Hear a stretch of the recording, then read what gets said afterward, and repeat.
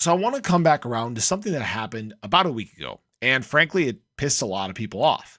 We know now that there are, huge institutional investors, hedge funds that are interested in getting into crypto. And obviously here in crypto, we want them in crypto too. That's one of the things that's going to help lead to mass adoption, that big influx of capital that the market needs to continue on this dominant path that it's been on. The only thing that stands in the way of this happening right now is the SEC. The SEC has been pushing back very hard. And in fact, back on June 30th, they said the recent spot Bitcoin ETF filings are inadequate. What they've specifically cited was their inadequacy. They're saying that they're not clear enough, that they need a more comprehensive understanding, yada, yada, yada, right? And people are saying that these filings are sufficiently clear and comprehensive. Even, some of the biggest ones done by, for example, Fidelity and BlackRock, they were submitted by both NASDAQ and CBOE Global Markets, and they filed on behalf of the asset managers.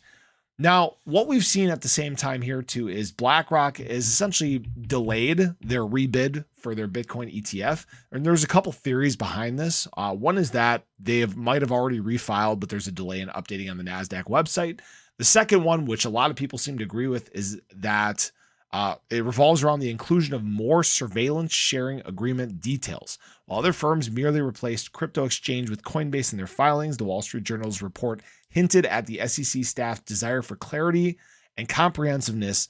This implies that the regulator seeks additional information, a possible reason for BlackRock's delay as they aim to provide necessary transparency.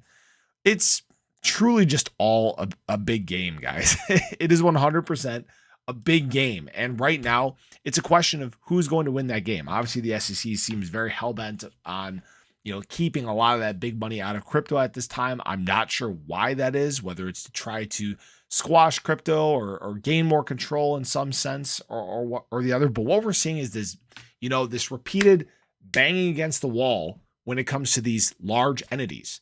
They want in. Eventually, if you get enough pressure against that wall, it's going to come crashing down. And that's why we're seeing, these pushes that are happening in Congress and this push that we're seeing with the Supreme Court. I do believe that at some point in this market cycle, hit my mic. I do believe at some point in this market cycle, that wall is in fact going to come crashing down, and you're going to see this huge flood of capital and large entities, obviously hedge funds, institutional investors, corporations into crypto. And that's obviously a huge opportunity for the ecosystem, again, like I mentioned, to continue blossoming and growing and really getting integrated into society as we know it. So for the time being, we're obviously just going to have to deal with this. Someone's going to get a spot Bitcoin ETF approved at some point here. Mark my words, it is coming, and it's going to lay essentially the groundwork for the others to follow in suit. It's going to give essentially the SEC the clarity that they need, right? They've said that the clarity is there, but then they don't tell you how to be clear enough to qualify for their clarity. So it's annoying. I'm very annoyed, just like you guys are.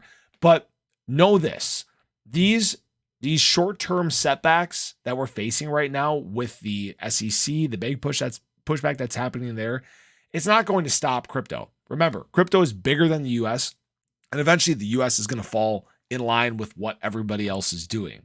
There's no way around it. But I appreciate you guys. I hope you enjoyed the video. Let me know your thoughts below. Let me know if you think at some point soon one of these spot ETFs is in fact going to be approved.